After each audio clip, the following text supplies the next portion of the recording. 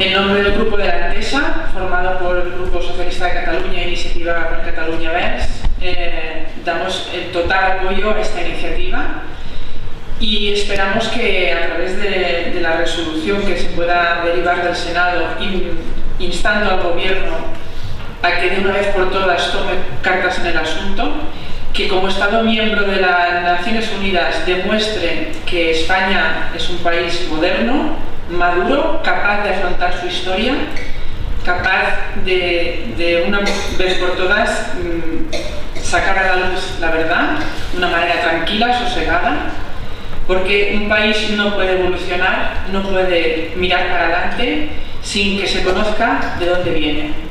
Solamente afrontando el pasado se pueden tomar decisiones y saber y evitar en un futuro actos o la historia que no deberían nunca más repetirse. Por lo tanto, nosotros nos sumamos a esta reivindicación esperando que realmente el Gobierno demuestre que está a la altura de acontecer lo que se pide en la reivindicación. Gracias.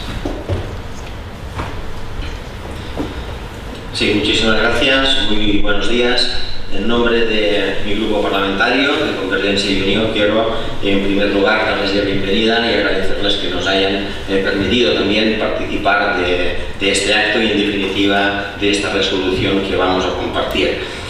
Intervengo en nombre de mi grupo parlamentario, como he dicho, Convergencia y Unió, para dejar constancia hoy en el Día Internacional del Derecho a la Verdad en relación con violaciones graves de los derechos humanos y de la dignidad de las víctimas que nuestro grupo parlamentario ha venido impulsando y apoyando diferentes iniciativas parlamentarias, tanto en el Congreso de los Diputados como también aquí en el Senado, y sirva por ejemplo, o de ejemplo, que en el año 2009 nuestro grupo presentó una proposición no de ley en el Congreso de los Diputados para el impulso de la compensación a los perjudicados por la confiscación de moneda republicana en la época franquista. Y evidentemente también dejar claro nuestro compromiso en el cumplimiento de las resoluciones de la ONU, de la legalidad internacional y en definitiva en defensa de la justicia. Es por todo ello que hoy estamos aquí y en definitiva dar apoyo a esta resolución que también acabamos de presentar. Muchas gracias. Muchas gracias. Soy Iñaki Sagasti, represento al PNV. La verdad es que un acto como estos en el Senado no recuerdo yo que se haya hecho nunca. En el Congreso me parece que sí. Recuerdo que hubo, incluso cuando recordaréis, se conmemoraba un aniversario de la Brigada Lincoln, se organizó también en el propio Congreso de Diputados, pero no en el Senado. El Senado puede ser una cámara no solamente de representación territorial, sino de representación vuestra, y ojalá se convierta en una cámara de amplificación de este asunto, que siempre cuando nosotros lo planteamos públicamente, siempre te dicen, oiga, hay que mirar al futuro, no hay que mirar al pasado. Hombre, nosotros siempre dijimos, hay que mirar al futuro, pero con un pasado resuelto o con un pasado con justicia. Y cuando uno ve estos carteles, ¿no? 78 años en las cunetas, yo recuerdo que en aquella oportunidad recordamos aquella famosa frase que le pidieron a Besteiro cuando fue juzgado, ¿dónde estaba el oro de España? Y Besteiro en el juicio contestó, el oro de España está en el exilio, está en las cárceles y está en las cunetas. Bueno, pues siguen las cunetas, ¿no? El oro de España sigue en las cunetas. Eso es lo que hay que seguir reivindicando. Tú has hecho alusión hoy al acto que va a tener lugar en París. O sea, cuanto más lejos, más se reconoce que hubo una guerra civil y durante mucho tiempo se han conformado pues, las autoridades españolas pues, en tener una relación con la viuda de Azaña o con visitar en Toulouse a los republicanos, y ella ha quedado absolutamente todo, pero no había un reconocimiento como tal. Y entonces sí, va a haber un reconocimiento a la brigada Leclerc, que fue una de las brigadas que entró a la entrada de París cuando cayó a favor de los aliados, ¿no? Pero nosotros hemos hecho figurarnos una pregunta parlamentaria hoy en esta Cámara, que preguntando, y además formulamos teóricamente mal la pregunta, dijimos, ¿sabe el rey que va a visitar la biblioteca del Instituto Cervantes? La actual biblioteca del Instituto Cervantes es la delegación del gobierno vasco en París incautada por la Gestapo. Todavía no nos lo han devuelto. No tiene nada que ver con las víctimas, pero ahí está una reivindicación. Me pidieron reformular la pregunta diciendo que el rey no se le puede preguntar nada, tiene que ser el gobierno. Entonces tuve que reformular la pregunta diciendo, ¿le ha dicho el gobierno al rey que lo que va a visitar es una biblioteca que fue incautada por la Gestapo y que ahora es editó Cervantes? Bueno, pues así todavía seguimos. Hace una semana nuestro portavoz, Joaquín Vildarat, presentó una interpelación y como consecuencia de la interpelación una moción, hombre, recordando de que se van a cumplir 40 años de la muerte de Franco el 20 de noviembre, que es una fecha redonda, y 70 del inicio de la construcción del Valle de los Caídos. ¿Por qué no se aprovecha la oportunidad con esas dos fechas redondas para organizar algo y de una vez por todas el gobierno haga un reconocimiento público de lo que aquí hubo un pasado que todavía sigue supurando por herida y que, juntamente con Camboya, España es el país del mundo que más desaparecidos tiene, desaparecidos unas cunetas y desaparecidos una mala noche o un mal día cuando fueron fusilados sin juicio previo y además en una situación absolutamente terrible, ¿no? Por tanto, esta iniciativa, yo felicito a quienes han visto la iniciativa, nunca es tarde a pesar de que tantos han desaparecido y ojalá esta casa encuentre para vosotros la amplificación de vuestras demandas y podamos convertir este documento en un documento que sirva sobre todo por un gran aldabanazo y una gran denuncia a una asignatura pendiente que mientras no se cumpla, indudablemente eso que se dice que la transición ha terminado, no, aquí no ha terminado mientras no se reconozca que aquí hubo un golpe de Estado un 18 de julio del año 36, que hubo una república que fue mandada al exilio y que hubo un derecho que fue conculcado de una manera absolutamente terrible. Por tanto, os felicito y ojalá podamos sacar adelante esta iniciativa. Muchas gracias.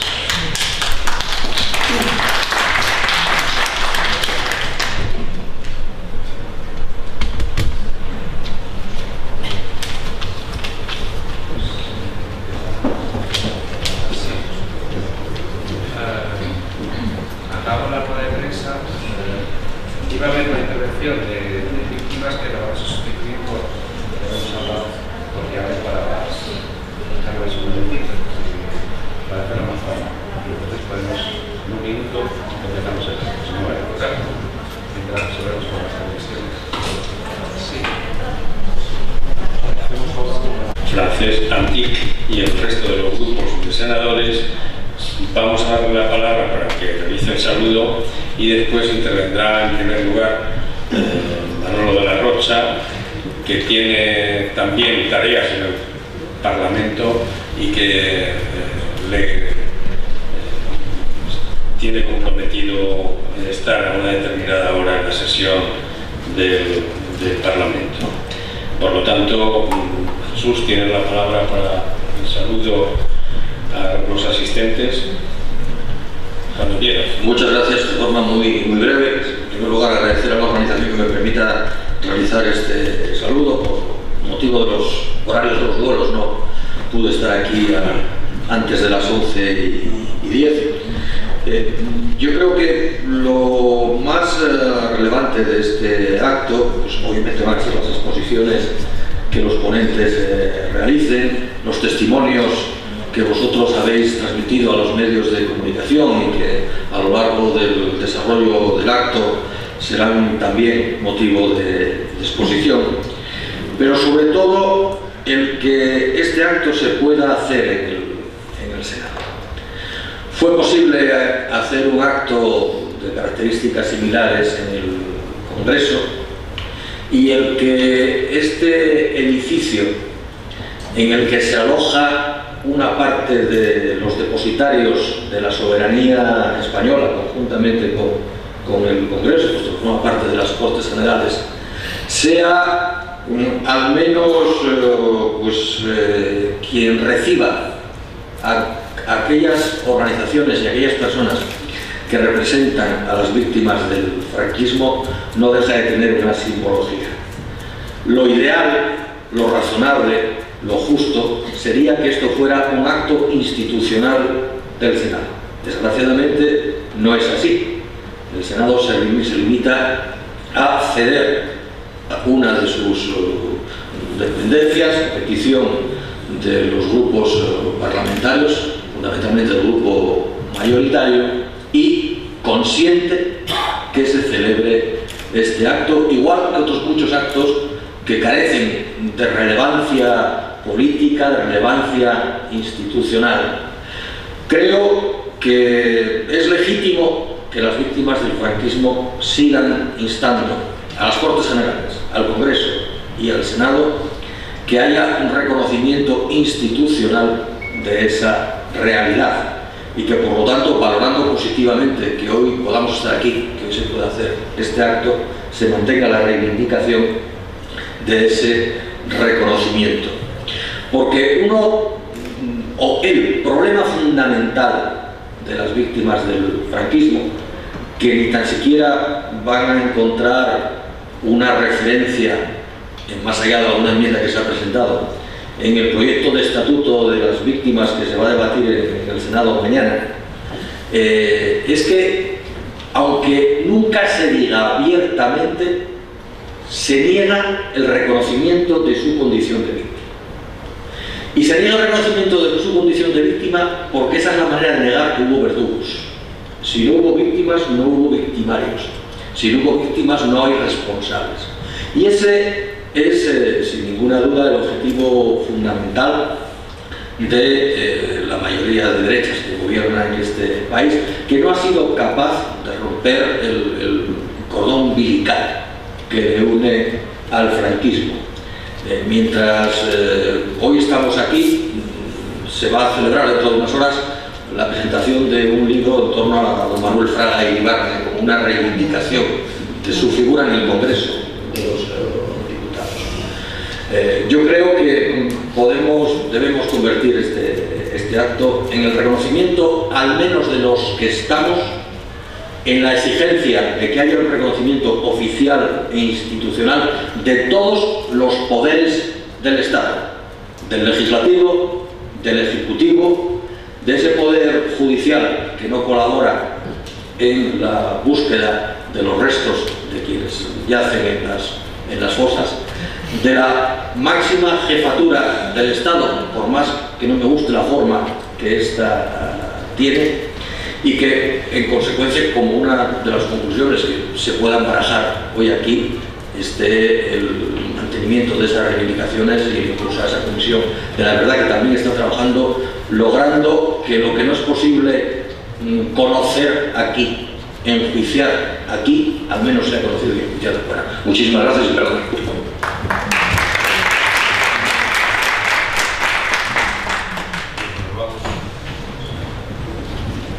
Manuel, cuando quieran. Manuel, no lo he dicho, en estos momentos es diputado, ha estado desde el inicio de la creación de la plataforma, ha sido abogado de las víctimas con UGT y, por lo tanto, tiene una experiencia no solamente en el campo jurídico, sino también en el campo práctico de trabajo con las organizaciones de memoria histórica.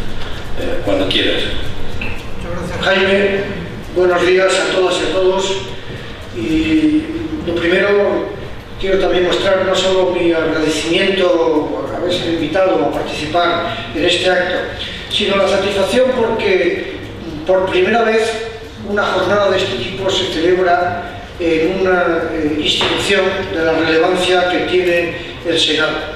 Es un primer paso, todavía tenue, todavía insuficiente, pero sin duda, si el objetivo es crear una comisión de la verdad, un paso como este es un paso significativo.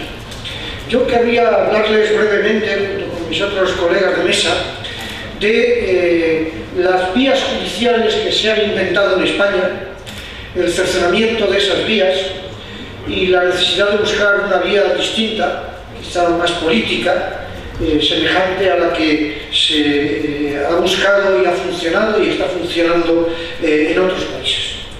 Recordar simplemente que el golpe de Estado de julio de 1936 trajo consigo el asesinato vil de cientos de miles de personas simplemente porque defendieron la legalidad republicana. La defendieron, de hecho, también la inmensa mayoría, sin más estridencias, que eran republicanos, de distintas formaciones políticas, de todas las que apoyaban la República. Y que esos cientos de miles de asesinatos, la inmensa mayoría de ellos siguen, las víctimas, en las cunetas, en las tapias de los cementerios, en fosas comunes sin que hayan podido ser exhumadas, identificadas previamente. Un dato que proporcionó hace unos años el Ministerio de Justicia era que en España habían sido localizadas 2.246 fosas comunes, de las que solo algo más del 10% habían sido abiertas para exhumación. Y en Andalucía, el Comisariado para la Recuperación de la Memoria Histórica de Andalucía dice que hizo un informe también en el que indicaba que había habido más de 100.000 víctimas asesinadas en Andalucía con el golpe de Estado y en el periodo posterior, de las que solo habían sido exhumadas 5.277. Es el dato que dio el Comisariado para la Recuperación de la Memoria Histórica.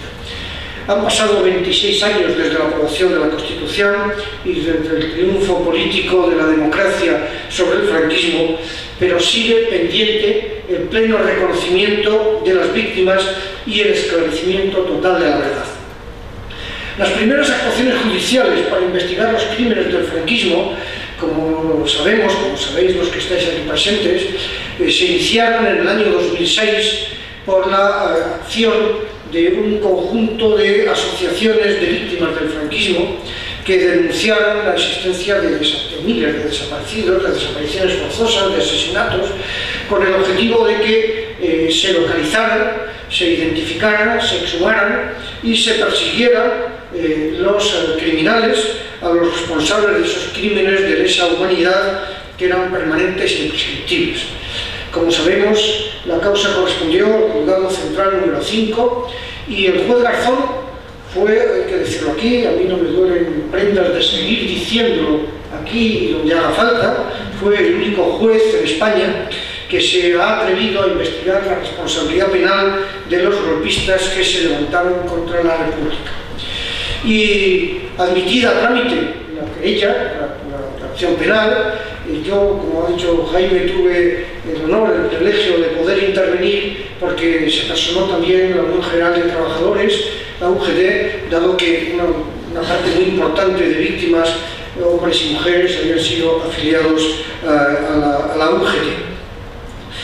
Pero lo que ocurrió es que una parte de la clase política española no aceptó que se hubiera intentado, ni siquiera intentado, investigar sus orígenes y su corrupción.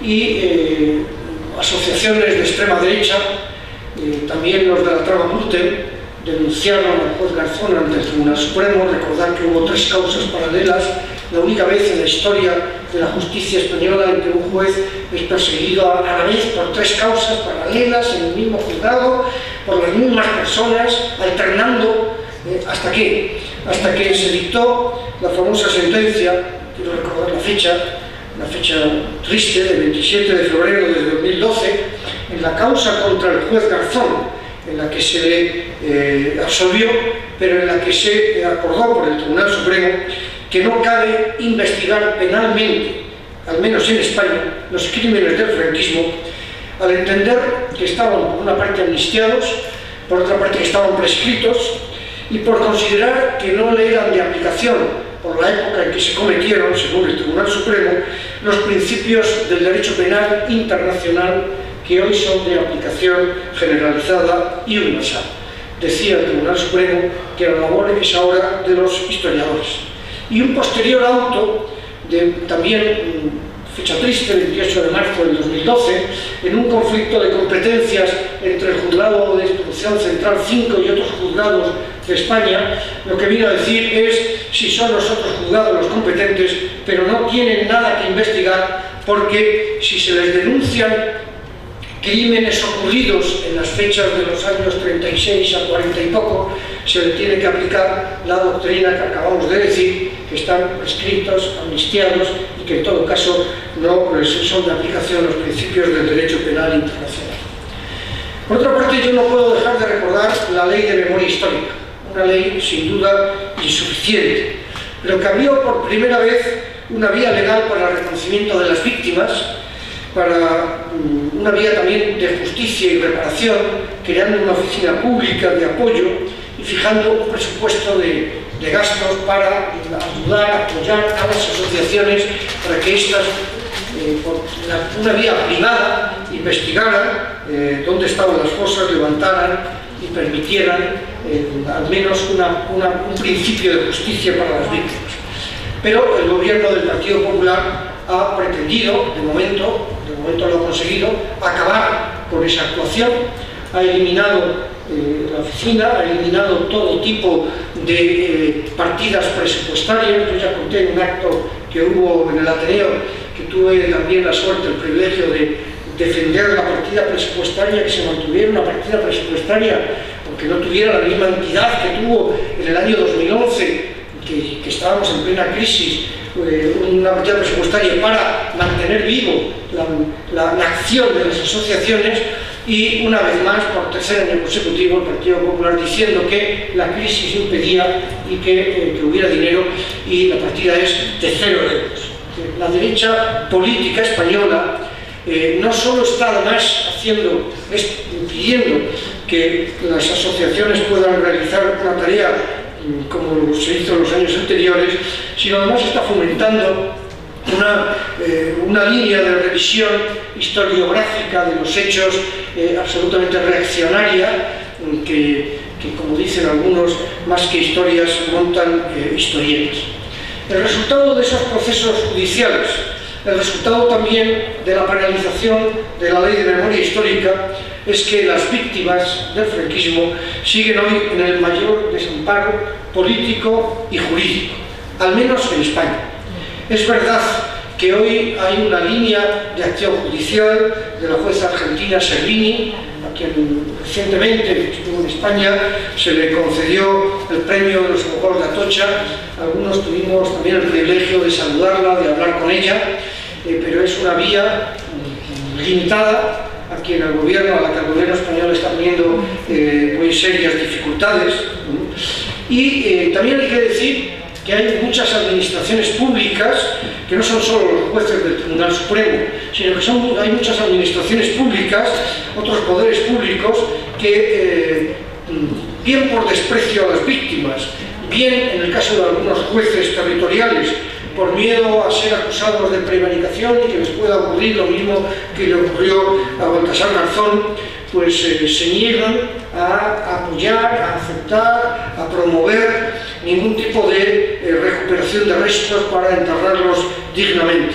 Yo quiero aquí resaltar, lo he mencionado antes, pero después de las elecciones del pasado domingo, que la Junta de Andalucía y algunas otras administraciones autonómicas sí ha hecho un esfuerzo muy grande con el famoso Comisariado para la Recuperación de la Memoria Histórica de Andalucía, que quiero aquí poner en valor. Pero si en España no se puede hacer nada por la vía judicial, o los organismos internacionales basados en tratados internacionales suscritos por España y ratificados por España, sí han empezado a moverse, como bien sabemos. El grupo de trabajo del Consejo de Derechos Humanos de la ONU sobre desapariciones forzadas, y sobre todo, quizá más importante, el informe del relator especial de Naciones Unidas, Pablo de Gref, del 22 de julio del 2014, sobre la promoción de la verdad, la justicia, la reparación y las garantías de no repetición, ha establecido un conjunto de recomendaciones al Estado español y al Gobierno de España muy concretas, muy importantes, que el Gobierno de Rajoy, por cierto, se niega a cumplir, a pesar de estar obligado a ello por los tratados internacionales.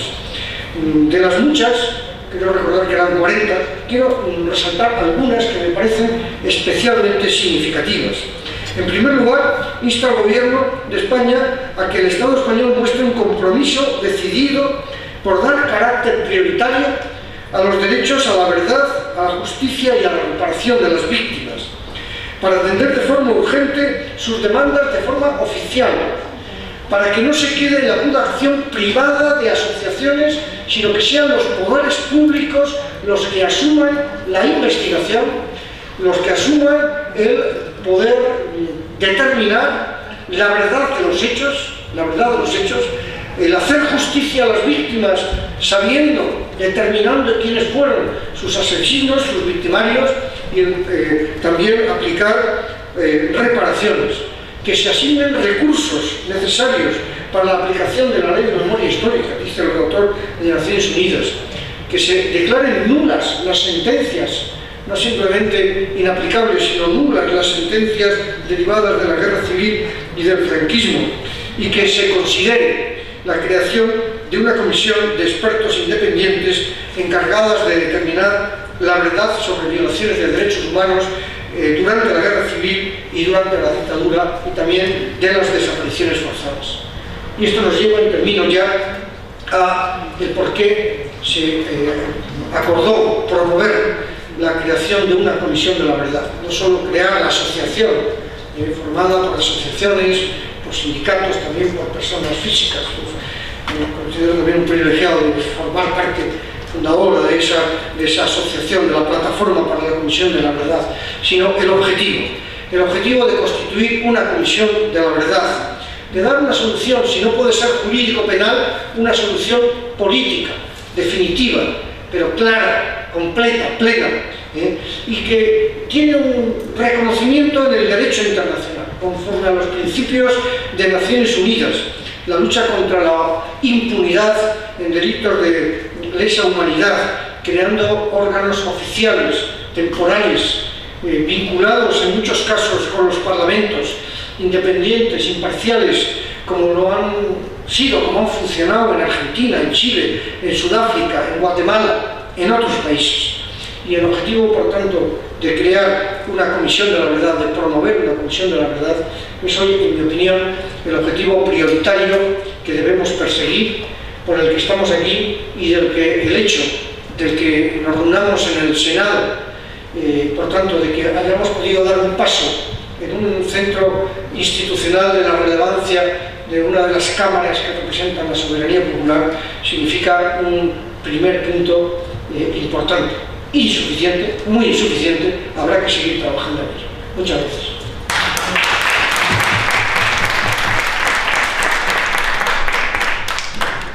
Muchas gracias, Manuel. Tiene la palabra Manuel Valero, de la Fundación Vergara, perdón, no se me he confundido, de la Fundación Internacional Baltasar Garzón. Y también ha sido, hay que reconocerlo públicamente, nuestro asesor jurídico en la construcción y legalización de la plataforma por la Comisión de la Verdad. Disculpa y tienen la palabra. Hola, buenos días. Primero de todo me gustaría dar las gracias por la oportunidad de poder hablar aquí hoy y compartir esta mesa con unos ponentes de la talla, como son los que me acompañan a la derecha y a la izquierda. Muchas gracias, Jaime.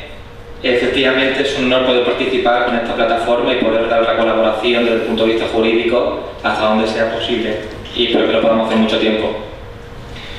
La intención que tenía en esta ponencia era la de hacer un repaso al contenido del derecho a la verdad y cómo se puede materializar ese derecho. Mi ponencia va a ser muy breve, y entre otras razones porque después de la palabra de mi predecesor en su turno, queda poco por decir, porque realmente ha hecho un repaso estupendo a las distintas vías judiciales y no jurisdiccionales, como son las de la Comisión de la Verdad. Efectivamente, el trabajo o el objetivo de la creación de una plataforma para la Comisión de la Verdad es eso, es el de materializar, hacer real, tangible el derecho a la verdad. ¿Pero qué es el derecho a la verdad? El derecho a la verdad, como viene definido por las propias Naciones Unidas, es la obligación de los Estados a proporcionar información a las víctimas, a sus familiares o a la sociedad en su conjunto sobre las circunstancias en que se cometieron violaciones graves de los derechos humanos.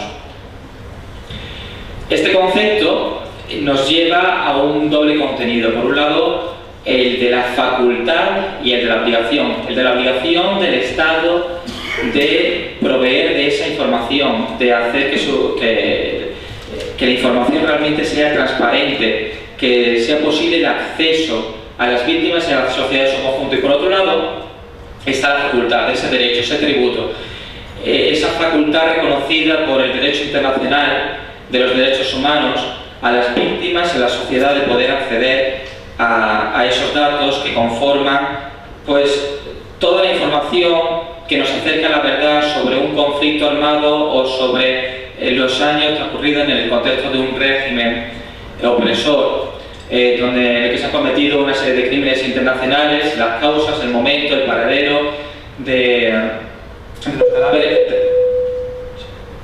de las víctimas y, en definitiva, poder conocer qué sucedió. Por tanto, podemos ver que existe una doble vertiente, como bien decía Jaime en su intervención anterior, una vertiente individual y otra colectiva. Individual en tanto y cuanto toda la víctima directa o sus familiares tienen derecho a acceder a esa información, y colectiva como la necesidad de una sociedad de poder contar con el acceso a los datos que conforman o que acercan a la verdad de lo sucedido en el pasado, y que es la única manera de poder hacer frente al presente de nuestro futuro como sociedad, en el que ha existido una verdadera transición que solo acaba con el conocimiento de los crímenes internacionales que se han sufrido años anteriores. Históricamente, el derecho a la verdad puede encontrar algunos de sus primeros antecedentes en los convenios de Ginebra, con esa obligación de los estados a buscar a los desaparecidos, pero sobre todo tiene un desarrollo en la segunda mitad del siglo XX, especialmente en el contexto interamericano, al reconocerse ese derecho a víctimas y sociedades de saber qué ha sucedido en aquellas dictaduras que tenían lugar, como decía, en algunos estados que conforman Latinoamérica. La Comisión Interamericana de Derechos Humanos y la Corte Interamericana de Derechos Humanos ha avanzado mucho en la consolidación, definición, reconocimiento del derecho a la verdad. También el Tribunal Europeo de los Derechos Humanos ha intentado dar pasos en este sentido, y finalmente podemos decir que es un derecho que está bien consolidado en el sistema de Naciones Unidas. Es un derecho que puede encontrar entre sus distintos pilares una fundamentación basada, por un lado, en el derecho a la información y por otro, en el derecho al acceso a la justicia. Este es bastante claro, el derecho que tiene la población, las víctimas, la sociedad civil, de buscar una reparación y de conocer a través de un sistema y un mecanismo jurisdiccional cuáles fueron los hechos cometidos y cómo se pueden depurar esas responsabilidades penales. Desde el punto de vista del derecho a la información, hay que decir que este se deriva del artículo 19 de la Declaración Universal de los Derechos Humanos y también de ese mismo número, el artículo 19 del Pacto Internacional de Derechos Civiles y Políticos, que reconoce la libertad de expresión. Y la libertad de expresión está conformada por una serie de facultades, y entre ellas está la del acceso a la información, el derecho y la libertad de acceso a la información. En este sentido, el redactor especial para la promoción de la libertad de expresión, Frank LaRue, emitió su informe en septiembre de 2013 en el que vinculaba ese acceso a la información al derecho a la verdad. Las víctimas y la sociedad tienen que tener esa facultad, esa posibilidad de poder acceder al conocimiento, a la realidad, a la verdad de lo que sucedió en años anteriores a través de ese mismo acceso a la información. El acceso a la información no es solo la transparencia de un gobierno actual, sino también conocer qué sucedió en el pasado. Y esto se puede conseguir a través de la apertura de registros, de archivos, la divulgación de documentos del Estado y la gestión adecuada de los archivos respectivos. Es decir, todos los funcionarios tienen que dar todas las facilidades a aquellas víctimas, a la sociedad en su conjunto, para que se pueda hacer real y tangible ese derecho de acceso a la información. Y eso tiene que encontrarse en el contexto de una reglamentación impulsada por el gobierno y en su caso también por el Parlamento, para que esto sea posible. Otro mecanismo para hacer real, tangible, material ese derecho a la verdad es la jurisdicción universal. Y finalmente llegaré a ese último pilar, que sería el de las comisiones de la verdad, pero sí quiero hablar de la jurisdicción universal como una guía parece ya desesperada de las víctimas de poder luchar contra la impunidad cuando en su propio estado han visto cerradas las puertas de tribunales y juzgados. En este sentido, cuando la impunidad reina de manera absoluta, son las víctimas y las asociaciones de víctimas las que acuden a un Estado extranjero para que, haciéndose cargo de esas obligaciones y responsabilidades internacionales de luchar contra la impunidad derivada de delitos internacionales, puedan intentar esclarecer esos acontecimientos que tuvieron lugar en ocasiones en el otro lado del océano Atlántico. Estoy pensando en el caso de Argentina. Estoy pensando también en cuando se dice que la jurisdicción universal no vale para absolutamente nada, que al final no puede meter a nadie en prisión y que por tanto es eso, un brindis al sol.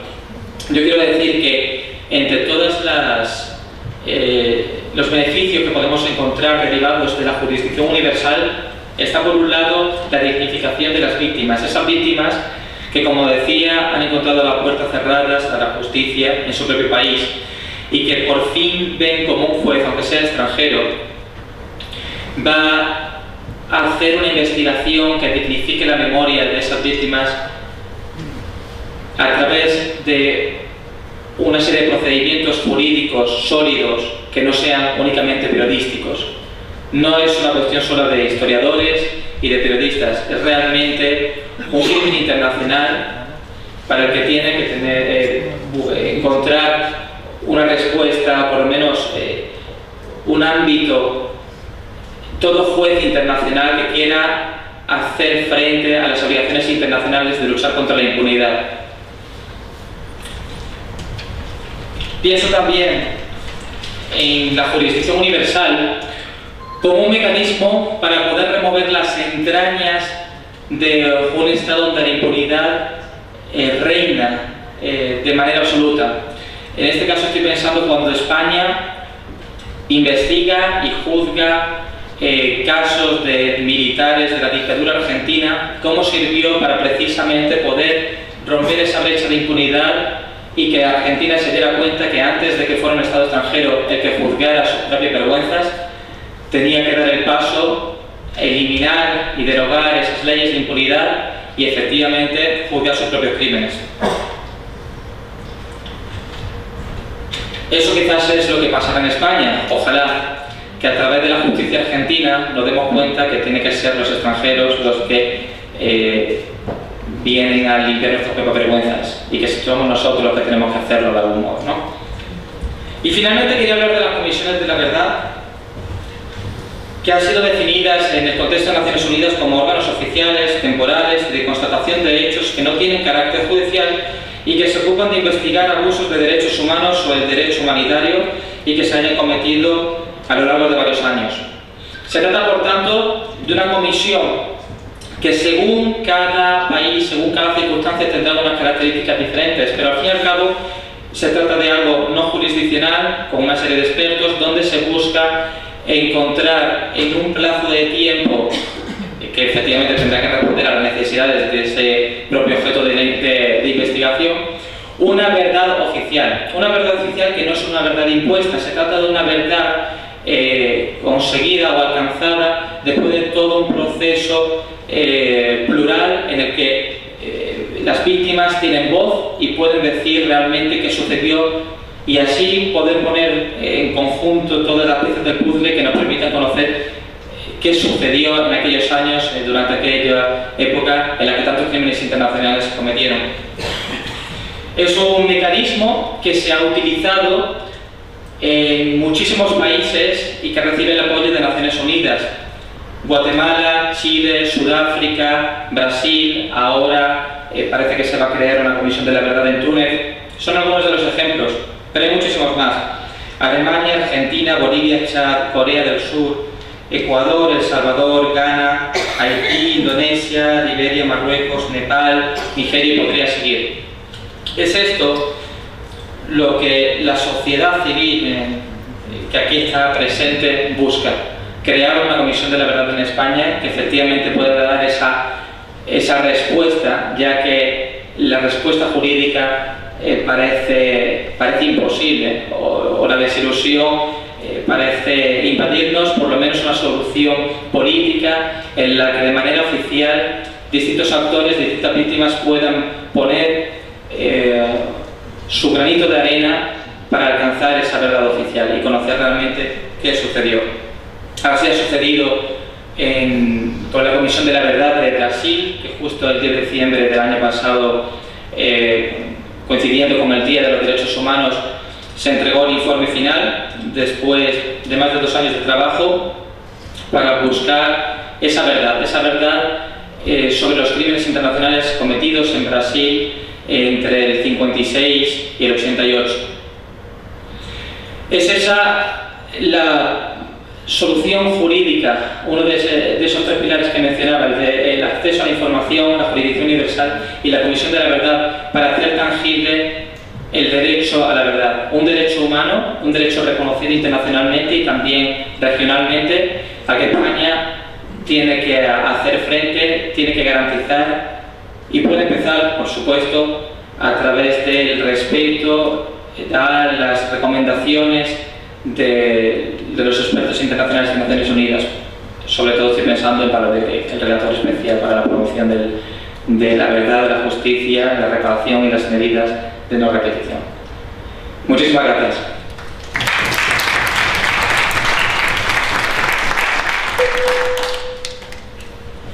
José Antonio, buenos días. Muchas veces he intervenido, muchos de los que aquí presentes me conocen, en diversos lugares, y quiero manifestar mi satisfacción por poderme expresar en un recinto que recoge a los representantes de la soberanía popular.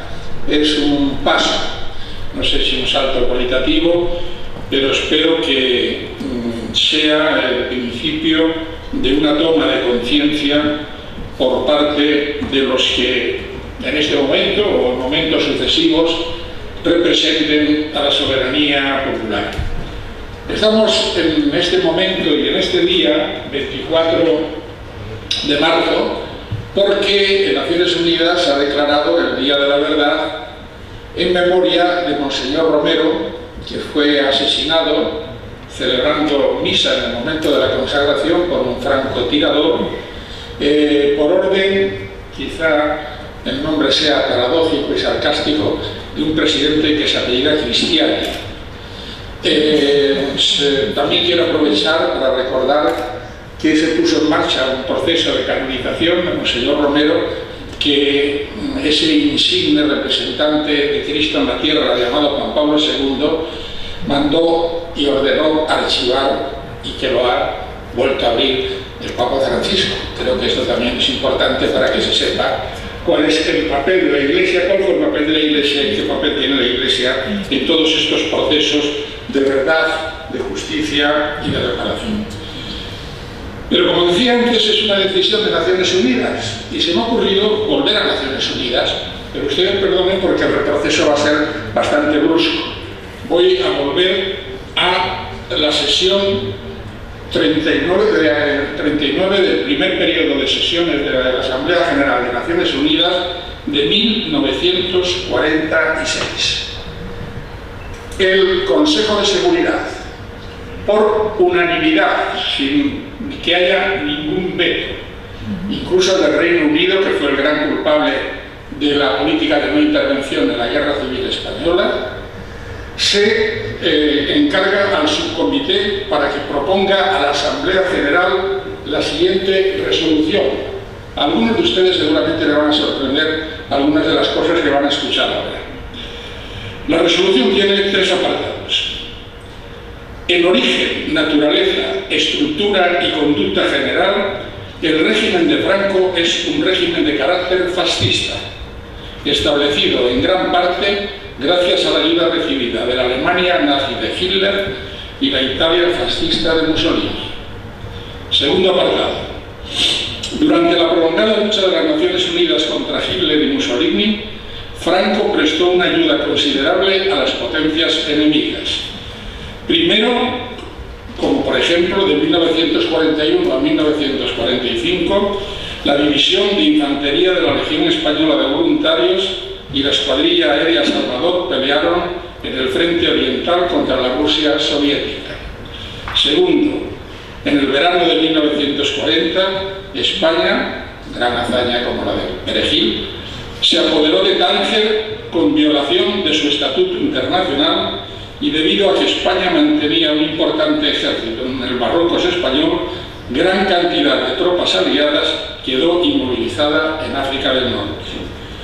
Y tercera y última propuesta, pruebas incontrovertibles demuestran que Franco fue, con Hitler y Mussolini, parte culpable de la conspiración de guerra contra aquellos países que finalmente, en el transcurso de la Guerra Mundial, formaron el conjunto de las Naciones Unidas. Fue parte de la conspiración que se pospondría por la concreta beligerancia de Franco hasta el momento en que se acuerda esta resolución.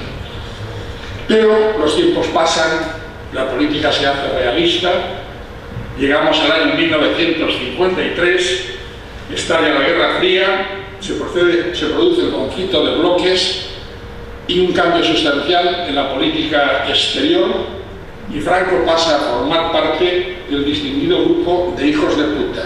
Y perdonen que la expresión no es mía, es del presidente Truman. El presidente Truman, como saben ustedes, cuando le reprochó el secretario de Estado su ayuda a Somoza, dijo: pero si son unos hijos de puta. Dice: sí, pero son nuestros hijos de puta. Y lo mismo dijeron los americanos en el 53. Es posible, no lo sé, pero repitieron lo que Truman le había contestado al consejero de Estado respecto de los Somoza. Y de ahí viene lo que algunos bien intencionados partidarios de esta inmejorable transición lanzan sobre la mesa. El régimen se va dulcificando. El régimen se va dulcificando, efectivamente. De 40 o 50 ejecuciones diarias va bajando el ritmo, incuestionablemente, y llega un momento en que los consejos de guerra disminuyen de una manera notable. Entre otras cosas, paradójicamente, como muchos lo habrán oído decir, por influencia de un personaje que resultó ahorcado en Nuremberg, el señor Hitler, que le reprochó a Serrano Suñer, y Serrano Suñer lo ha escrito, no lo he escrito yo, dice: pero estáis locos, si estáis matando la mano de obra. En Alemania nos dedicamos a construir ferrocarriles, puentes, etcétera, y a trabajos forzados como en el Valle de los Caídos, por ejemplo. Y esto hizo que bajase la intensidad. Después, por influencia también de Estados Unidos, se retiró la jurisdicción militar para juzgar a los civiles y nació el Tribunal de Orden Público con hombres de toga.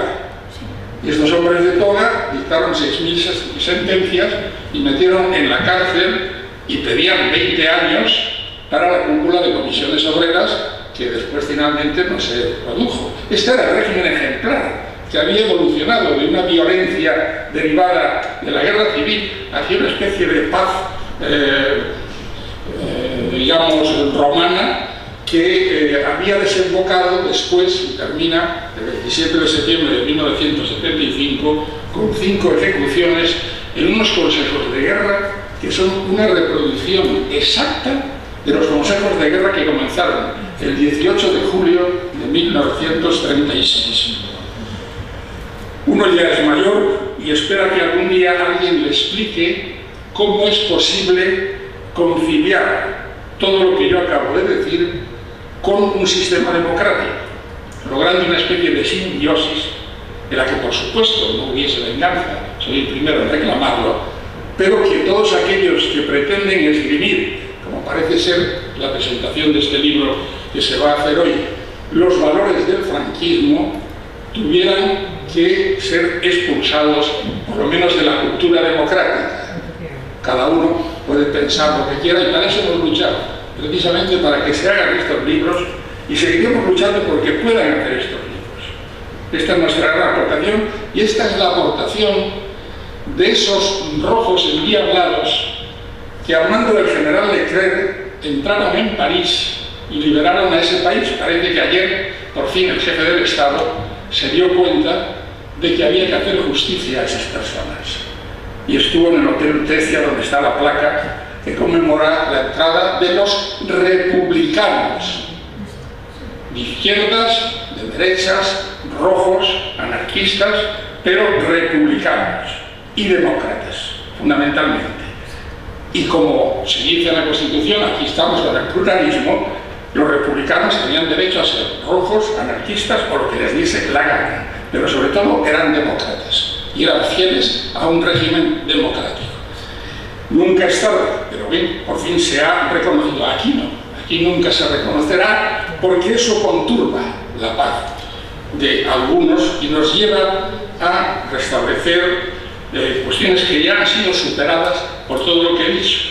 No deben estar muy superadas porque la ley 52/2007 del 26 de diciembre, que no les dirá a ustedes nada así con estas cifras escuetas, conocida por la de la memoria histórica, que retorcidamente se reconocen y amplían derechos, medidas, etcétera, etcétera, etcétera, no tengo tiempo para terminar de leer el título, pues dice que esta ley asume la condena del franquismo contenida en el informe de la Asamblea Parlamentaria del Consejo de Europa, firmado en París el 17 de marzo del 2006, no 36, 2006, en el que se denunciaron las graves violaciones de derechos humanos cometidas en España entre los años 1939 y 1975. Lo dice la Asamblea Parlamentaria del Consejo de Europa, no lo decimos unos excéntricos rojos.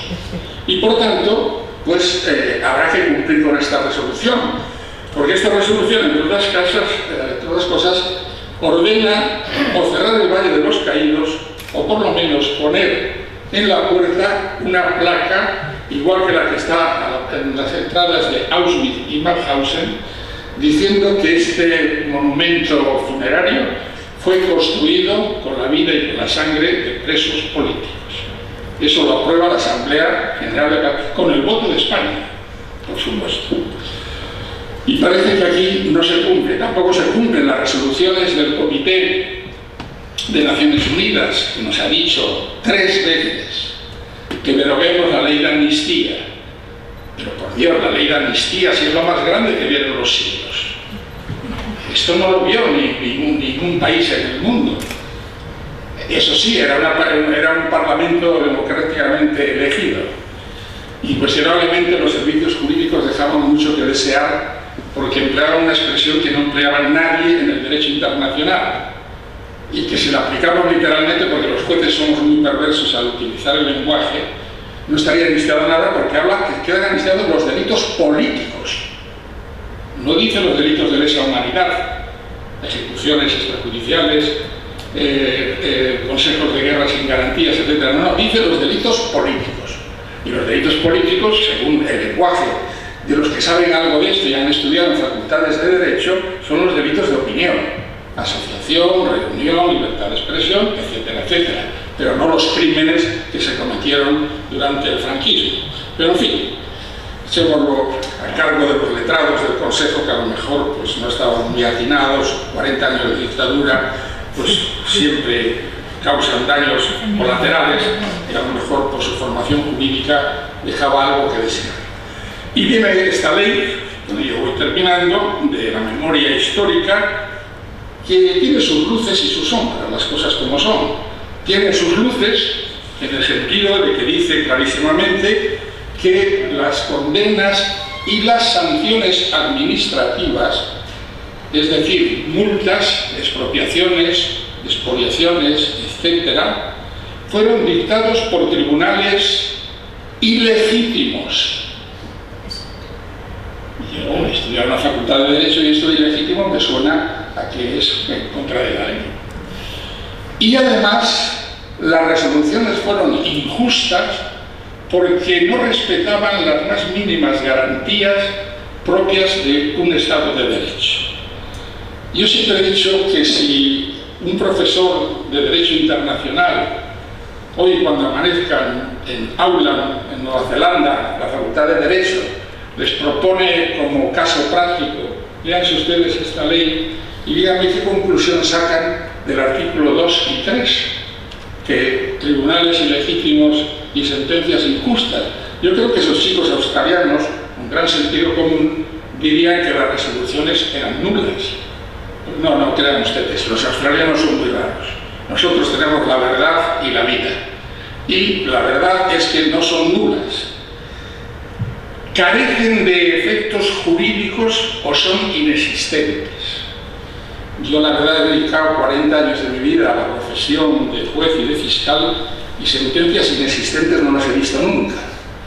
He visto jueces que no ponen sentencias por vagos, pero sentencias inexistentes no las he visto en mi vida. Y esto lo ha dicho la Fiscalía General del Estado. Y también se ha dicho que carecen de eficacia jurídica. Pero mire, que carecen de eficacia jurídica no, son nulas de pleno derecho. En fin, las obras, todo lo que se dedica a la apertura de fosas. Es verdaderamente sangrante y creo que debe ser urgentemente corregido. Primero, porque se convierte en un trámite administrativo. Para abrir una fosa hay que rellenar los mismos impresos que han rellenado Arzuaga y sus compañeros para abrir Atapuerca. Exactamente igual. Es una excavación arqueológica. No lo digo yo, lo dice la ley, ¿eh? O sea, que no crean ustedes que es un exceso verbal. Lo digo conscientemente. Una vez recabada la autorización de excavación arqueológica, como es lógico, hay que emplear técnicas modernas, forenses, etcétera, etcétera. Esto es bastante complicado y es bastante caro. Y un país que se crea digno de llamarse demócrata y de respetar los valores democráticos debería poner todo su empeño en dotar económicamente esta empresa, no solamente para restituir la verdad, sino también para la justicia y para la reparación. Creo que en el presupuesto de 2015 el apartado relativo a la dotación económica para la apertura de fosas es 0 euros. Se mantiene una cantidad para la apertura de fosas de los que murieron en el frente ruso de la División Azul, cosa que yo no me voy a oponer a que se haga, pero denuncio, indignado, que se haya puesto 0 euros. Además, una vez más, los servicios jurídicos han fallado. Yo he consultado, soy muy chismoso, y he consultado a expertos en Hacienda y presupuestos, y me dicen que si una partida presupuestaria tiene 0 euros, no puede figurar como partida presupuestaria. Imagínense ustedes que pongan una partida en agricultura de para el regadío del melón 0 euros. Oiga, pues el melón no va a ser regado, quite usted el melón porque no puede figurar con 0 euros. O ponga usted 1 euro como mínimo para salvar la cara, pero sea usted coherente. Pero bueno, fuera de esta cuestión, lo cierto es que no hay dinero, se obliga a las víctimas a sufragarlo y además se les coloca ante una justicia, ante unos compañeros que lamentablemente pues están prevaricando. Esta frase es muy dura, ¿no? Pero es que hay un artículo en la ley de enjuiciamiento criminal mientras siga vigente, que nunca sabemos en este país lo que está vigente, porque te levantas con el boletín oficial y te da unos sustos tremendos. Pero bueno, está vigente todavía un artículo que dice que en cuanto aparezcan restos humanos sospechosos de muerte violenta, el juez del lugar tiene que personarse allí con el forense y levantará. Después hará lo que quiera, dirá que no hay autor conocido, lo que quiera, pero tiene que ir. Y si no va, está actuando arbitraria e injustamente, y eso tiene un nombre en el Código Penal. Eso se llama prevaricación. Y los jueces españoles están prevaricando con el consentimiento y el aliento de sus órganos superiores, órganos de apelación e incluso del Tribunal Supremo. En fin, llegará un día que a lo mejor mediten sobre esta cuestión y contribuyan, por lo menos, a hacer un mapa jurídico de la represión. Y en esto quiero decir, en honor del juez Baltasar Garzón, que desgraciadamente lo han echado de la carrera de forma ignominiosa. Como se ha dicho, es el único juez en récord Guinness que tiene simultáneamente 3 asuntos abiertos en el Tribunal Supremo. Eso me dio pie para escribir un artículo en El País que se llamaba El prevaricador compulsivo, porque parecía que se levantaba todas las mañanas prevaricando. no hacía otra cosa, ¿qué hago hoy? ¿Qué prevaricación cometo hoy? Y tenía 3. No se atrevieron a rematar el tema de la memoria histórica. Ahí, por un lado, ahí está esa sentencia, que es una vergüenza histórica, y por otro lado está el auto del juez Garzón, que es una pieza jurídica impecable y un documento histórico imperecedero. Y esto, si no, lo dirá la historia. ¿Y por qué hacemos todo esto? Es que somos unos resentidos. Lo tengo que decir una vez más. Yo soy hijo de un militar golpista. Yo viví una posguerra, vamos, de fantasía y de lujo, porque además era hijo único. Y por tanto, puedo ser equivocado, puedo haberme obnubilado por las malas lecturas, que nos decían los curas, cuidado con las malas lecturas. Es posible, puedo reconocer, pero por favor que no me digan que soy revanchista. Yo estaré equivocado, a lo mejor, lo admito, pero no hay el más mínimo atisbo de revancha. Me duele mucho que a lo mejor se haga realidad una frase de un escritor que ahora no recuerdo, que la pone en boca de uno de los que están en las fosas desaparecidas y que resignadamente dice: sabremos que nunca saldremos de la tierra, pero queremos que nos cubra con dignidad. Creo que por lo menos este es un objetivo que la Comisión de la Verdad puede contribuir a ello. Y termino con unas citas extraídas del discurso de aceptación del Premio Cervantes el 24 de abril de 2008 por Juan Gelman. Les recomiendo la lectura de Carta a mi nieto, de Juan Gelman. Aunque no se conjuga con eso, casi merecería la pena que se dedicase a otras actividades. Habla de por qué ese empeño en rescatar la memoria histórica. Para mí es el único camino para construir una conciencia cívica sólida que abra las puertas al futuro. Esta memoria es la única forma de abrir las puertas al futuro. Hay quienes vilipendian este esfuerzo de memoria. Dicen que no hay que remover el pasado, que no hay que tener ojos en la nuca, que hay que mirar hacia adelante y no encarnizarse en reabrir viejas heridas. Están perfectamente equivocados. Las heridas aún no están cerradas. Laten en el subsuelo de la sociedad como un cáncer sin sosiego. Su único tratamiento es la verdad y luego la justicia. Solo así es posible el olvido verdadero. La memoria es memoria si es presente. Y así como Don Quijote limpiaba sus armas, hay que limpiar el pasado para que entre en su pasado.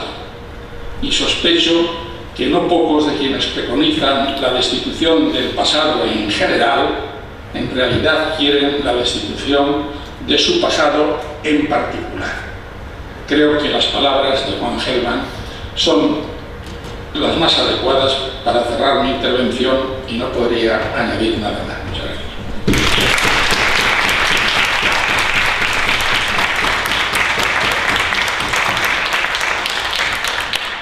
Muchas gracias, José Antonio. Se ha incorporado el senador Jordi Guillot. Si no tiene inconveniente, utiliza ahora un momento para saludar. Sí. Muchísimas gracias. Disculpe, yo estaba al principio, pero hoy es un día quitado en esta Cámara, tenemos pleno, comisiones, etc. Y nada, también como ha dicho María Jesús Sequera, expresar el apoyo de mi grupo, la plataforma de la Comisión de la Verdad, el apoyo a la resolución que ha presentado el senador Antic, ¿no? Que es un cierto compromiso de crear una comisión especial que permita averiguar, estudiar el desarrollo y aplicación de la ley de la memoria histórica, y sobre todo nuestro compromiso con la recuperación de la verdad. Digamos que hemos ido dando batallas, todas las hemos perdido, y la mayoría absoluta del PP, que condiciona cada uno de estos aspectos, pero habrá que ir insistiendo, porque comparto lo que decía el juez Pallín, de que no hay otro camino que recuperar la verdad. Gracias y bienvenidos a Balsea.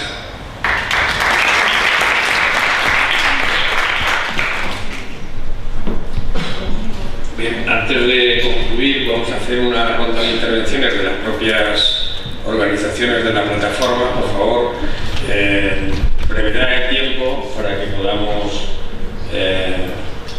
cumplir con el compromiso que tenemos. Se puede hacer desde el sitio, si les parece. Y antes de darles la palabra, si alguien de la sala quisiera, porque lo considera